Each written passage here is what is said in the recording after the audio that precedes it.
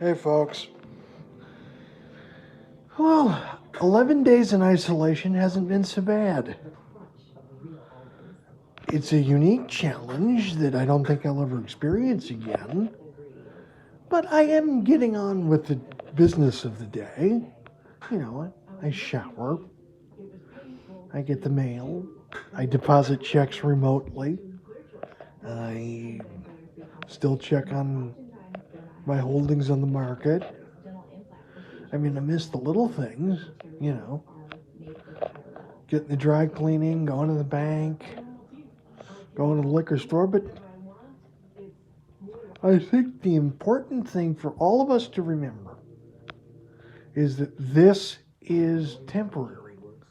And I think what would help us is if government, business, the voluntary sector, and religious leaders would come up with some kind of framework that was mutually agreeable, that gave us a 30-day, a 90-day, and a 180-day plan.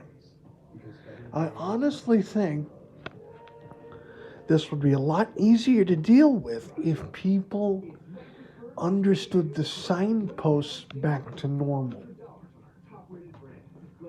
Even if some of them are 6 months away, I honestly think folks will take this a lot better when they know that there is a pathway to something approaching life as it was before the arrival of this virus. Yes, this is a highly contagious viral pneumonia, but at some point we're going to have to isolate the sick from the healthy.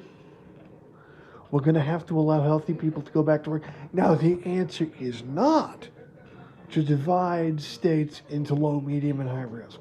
The answer is to tamp down human activity for 90 to 120 days and then gradually allow people to re-enter the community as they would normally.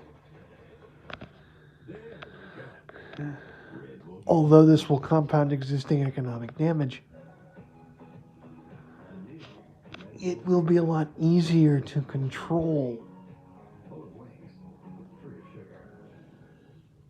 at the back end than it is here on the front end. Now, I understand that a lot of factories may not reopen. Some high street businesses may decide it's not worth it.